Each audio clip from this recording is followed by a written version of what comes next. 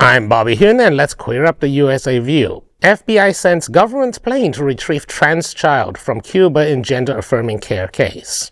In a rare federal intervention, the FBI sent a government plane to Cuba to recover a child at the center of a custody dispute involving a trans parent.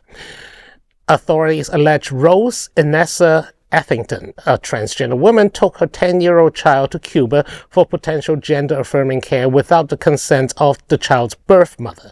The child, assigned male at birth, identified as a female and had been living under a shared custody agreement. A federal complaint filed in Utah states that Rose told the birth mother she was taking the child on a camping trip to Canada, but instead traveled to Cuba and stopped communicating after March 28th.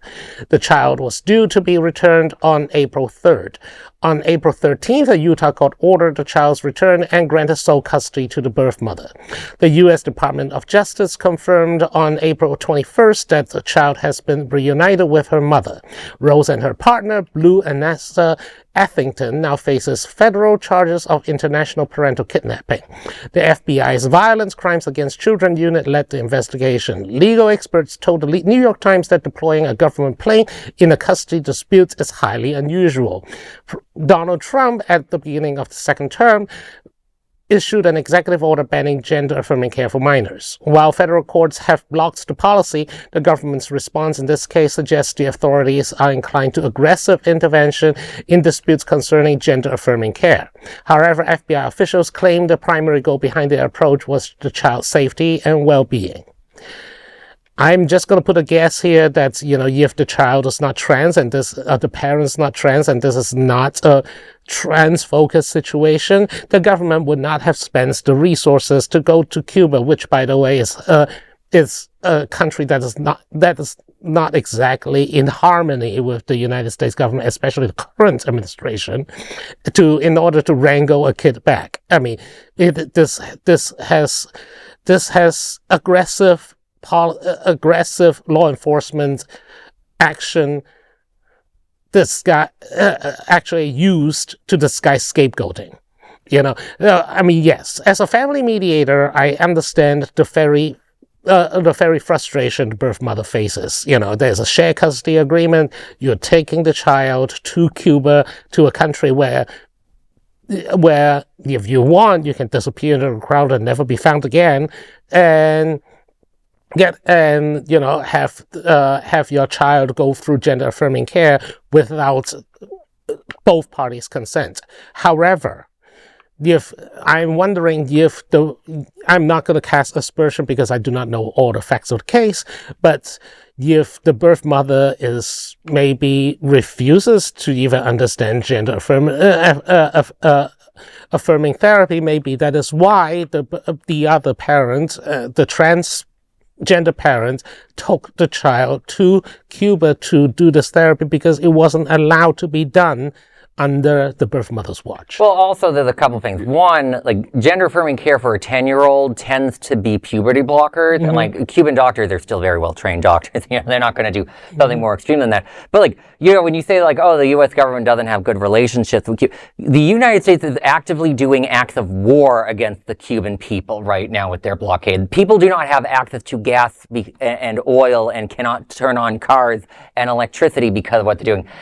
But all that being said, it probably is a better place to be as a trans person than in the United States right now. That's where we are. So a couple of things here. So I agree. We don't know if the birth mother, it's joint custody, so we don't know if the birth mother is in agreement with their child having, trans-affirming care, if they are in agreement with their child identifying as female. We don't hear that part of the story. So that, is a question mark for me.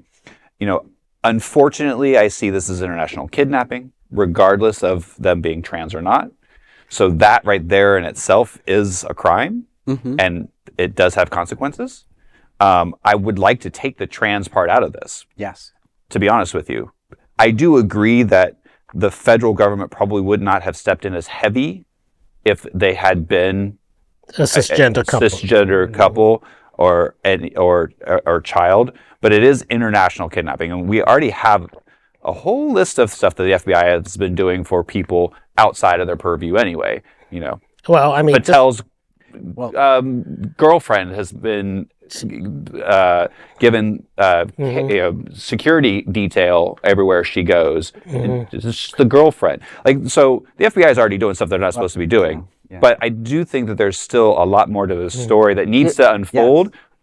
But I am sorry, this was international kidnapping I hear you. of a child. For me, I can't take the trans out of the equation just because of the way the United States is treating trans people. That to me is where it gets. I understand I think it has to be centered on trans rights because, right now in the United States, we are actively trying to take away people's. But that does not excuse you for kidnapping a child. But we don't know the full fact. And if I had a trans kid, I definitely would think about leaving this country, regardless of if my spouse wanted to join me or not, because you have to protect the kid. But that's not her spouse. That's the problem. Is that it's co-parenting, and they're other separated. Well, I'm wondering if too, one is in that situation. I'm wondering if the mother who brought the child and kidnapped had a legal rights to the child, meaning she adopted when they had the child together, even though the birth mother remained behind.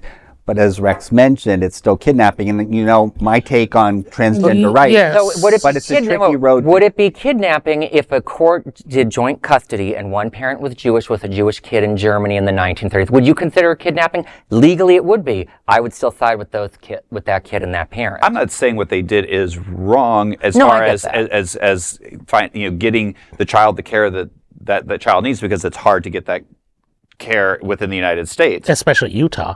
Exactly. However, you told a legal parent who has joint custody that you're going to Canada, and then you went to Cuba of all places. I mean, I'm sorry, that right there is wrong. The premise behind it might be correct, but the act in which you did makes it wrong. I hear you, but it's a very common strategy to have to lie to the people you're fleeing from. But you don't know that they're fleeing from. Yeah, but that is fair. Well, in Florida, we're always getting Amber Alerts. I do on my phone. Sure. So the horror of just being a parent and having your child, or being misled where your child's going.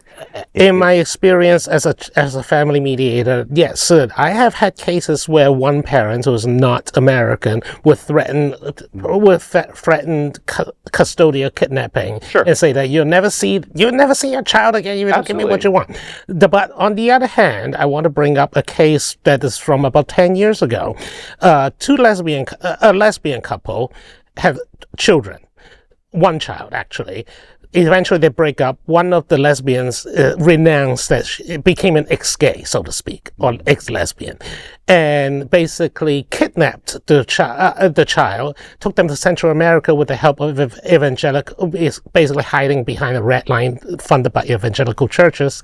And till this day, no one sent an FBI plane to go find them and take them back. Bob, that's like the best L-word plot I've ever heard, and we need more. And I'm just saying that, this is an extraordinary step by this particular administration. I do agree. I do agree. Do you want to close out a comment? No, I was just, I do agree that I think this is extreme. We have history lately of the FBI doing stuff that's out of their purview. So I don't think this would have been blown up as much, to your point. I just do want to say that, again, because all this stuff with the trans part of it, if we take that part out and call that a separate conversation, this could be and we don't know all the facts according to this. Yes, well, we could talk about this, and this would be another great topic for a roundtable in more depth. There is no other queer nonprofit media platform like this in the entire world. Support our LGBTQ stories by sharing them and subscribing to Queer News Tonight.